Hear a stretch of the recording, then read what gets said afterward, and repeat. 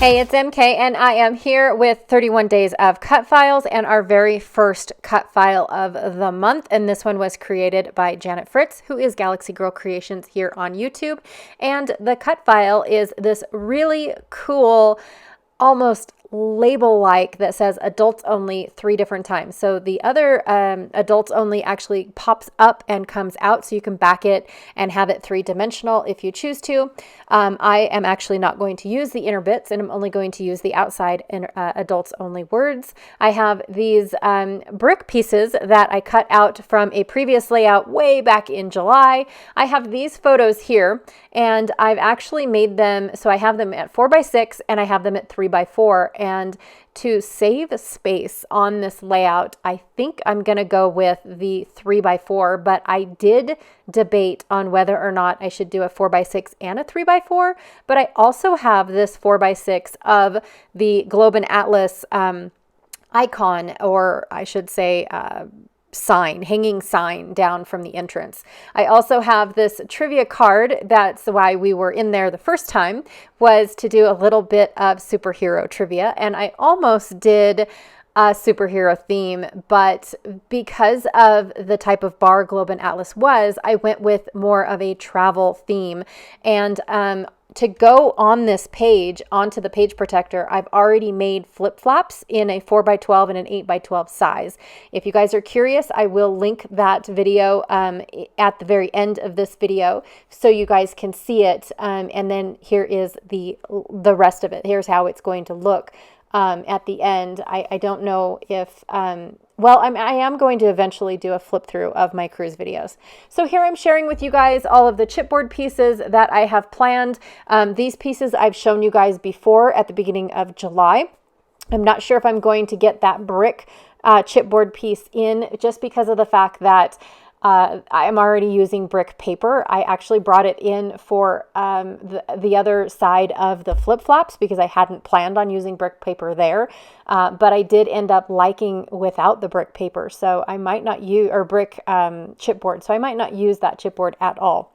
So what I have here is the 2 pieces that I cut out of my chipboard, or my 4x12 and my 8x12 pieces. So I'm going to put them back together and use them as, one whole piece. So I'm just using some washi tape to get them all together, so that way they work as one piece and I don't have to really worry about, keeping them lined up or anything like that. I'm going to have the adults only logo type thing or label over in the upper right hand corner, just kind of like it's been stamped on my layout, like bam, adults only type of confirmation stamp. And then I'm going to distress my what's it called, my trivia card, where we were putting the answers. And Sandy and I we really thought we knew superheroes, but when you're sitting there trying to think of what you're going to be saying or what the answer is, you start second guessing yourself. And Janet has pictures of Sandy covering each of her eyes, having both of her hands, and she's covering the left eye and then she's covering the right eye, because we were trying to figure out which eye was covered on Nick Fury's, face. Like, which one does he wear the patch over? And we couldn't remember. And by the time she was done doing the left hand, right hand thing, we were so confused. We went, of course, and picked the wrong eye, which is fine. It was all fun and games in the first place. I really just like doing the trivia just to see, how much I know. I really am not in it to win it. In all honesty, I just like trivia all together. So for my banner part of my cut file, I was going to use this scrap of brown paper, but it wasn't quite dark enough. It didn't match the rest of my layout. And it was too clean. I wanted it to look a little dirty. So I went ahead and I used whatever ink was on my ink dauber and made it a little bit more dirtier. And then I went off camera and cut it out. Now I'm going to back the words adults only in this green paper, so that way I have a little bit more of this green that I think this is a scrap that I used in July as well, if I'm being honest with you guys. But I do bring in this color elsewhere throughout my layout. So I just really wanted to have a repetition of this color. Plus my card is a little on the bright green.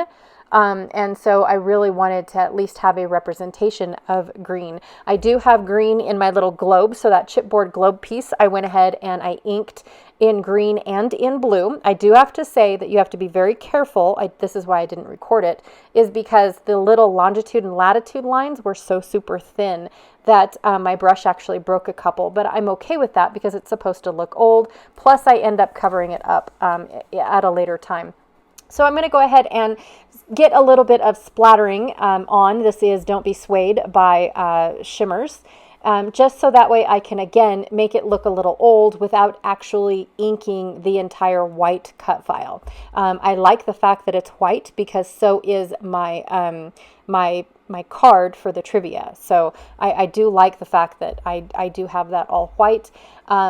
Janet is the one that took these photos. She did not know. She's like, I'm out on this trivia thing. I have no clue. And even though Sandy and I would look at her for answers, she's like, don't look at me. I have no idea, but I'll take pictures of you guys. And she was really good at doing that. So just like my 4x8 flip flaps that I did, I'm going to go ahead and outline this brick border and then bring in these little detailed blending brushes by Altenew. These are super cool blending brushes and definitely something to have in your arsenal because then you can get a little bit more precise when it comes to stenciling, or like what I'm doing a little shading behind my brick to make it look like they're 3D or popped up or dimensional in some way. And I outlined them and then I'm going from the outline out so that way I don't get too much, but my other blending brushes would have just been way too big and too much.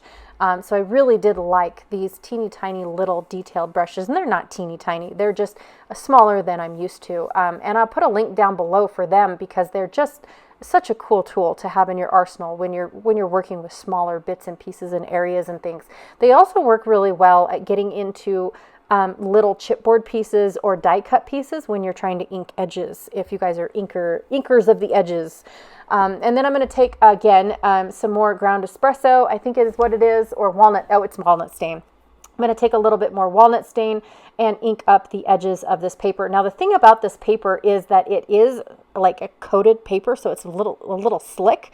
And so I had to be careful with touching the ink because it didn't dry right away. As you can tell, when I was applying my blending tool, it was a little on the darker side, and now that it's had a chance to dry and rub off and whatnot, it's a little on the lighter side, which I'm happy with. I didn't really want it that dark. So yes, that did help a little bit, but like I said, you just got to be careful touching your ink on the slick surface or it's going to get everywhere. So I went ahead and I backed my photos. I backed them in the green cardstock that I had left and then the leftover of the brown cardstock that I used to back my cut file banner with. And I'm just going to try and figure out placement. Now, I definitely want this globe to stretch across that banner. I thought that it was absolutely perfect size for this cut file, you guys. It just matched and fit in there beautifully. It was a Globe and Atlas wannabe, basically, and it needed to be on this layout. It was just such a perfect fit for what I have going on in this layout. Now, honestly, the adults only sign comes into the fact that we're in a bar, right? I've grown up with bars. I haven't grown up in bars, but I've grown up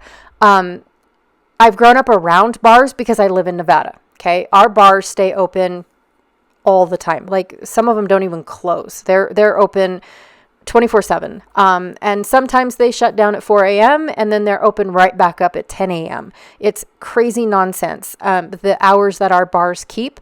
And so when I got on this boat and we went to our first bar, which was the Rising Tide, actually no, it was this bar.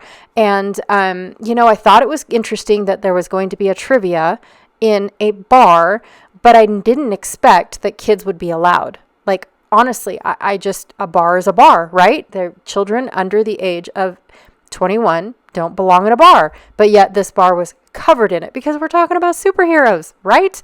I mean, that's, I was in there. So every kid in the planet should have been in there. But anyways, it just shocked me, really. So when we got in there, we were one of the first ones to arrive. because, you know, I have a time thing. I can't be late. Well, I try not to be late to anything. Sometimes I am, and it's not my fault, I promise. So Sandy and I were taking pictures of this bar, and the very last picture that I took was of one of the kids that was laid out on one of the benches in the bar. And I thought I had that photo. I looked and looked and looked, and I must have deleted it while I was still on the ship, because I can't find it anywhere. Like, I know I saw it. I know it was going to be the inspiration for this layout. I mean, it was like perfect. Like, bars used to be adult only. Well, not on cruise ships, they're not. And I mean, obviously they weren't served drinks. You know, the parents were very responsible. No parent left their kid in the bar. I mean, it was definitely a responsibility thing. But to me, seeing that for the first time, I was blown away. Really, I was. And then we got onto the Rising Tide bar and get that on there. And you know, right before the doors closed, a whole family of kids showed up with their parents, and I'm just like speechless, because I had no clue that was a thing on a cruise boat. Like, if I took my kids, I would never take them to the bar. I don't know, you guys, it's just me. So anyways, a couple of the pieces of chipboard that I am pulling out are, you know, like these fun little arrows. I thought that they were perfect for, you know, playing a game. And then I have the cross off and check mark, because that's what we did. If I got it right, I put a check mark on it. If I got it wrong, I crossed it off and wrote the right answer. And then to cover up my longitude and latitudes that broke in coloring, I'm going to use that cute little paper airplane. I thought it was perfect for playing a game. I mean, that is absolutely perfect. And then for this geotag, I wanted to cover up the hole in the star, because I didn't like the brick, or, well, whatever I'm putting it on, I didn't like it being seen through the hole. Oh, it's not a star. I must have used all my stars. I apologize. But I just wanted to cover up the negative space, so that way it didn't have a whole bunch of stuff being seen through the hole.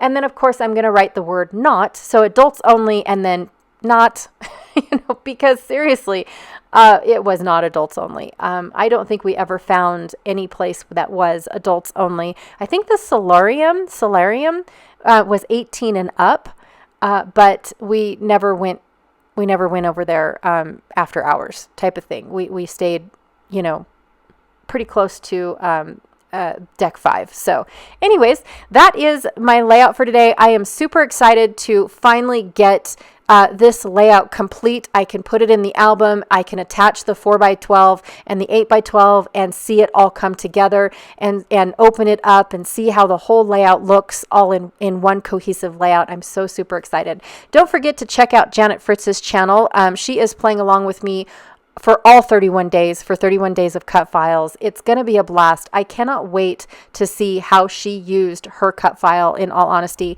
I will have a playlist for the 31 days of cut files, as well as the video attached for the other pages for the specific layout.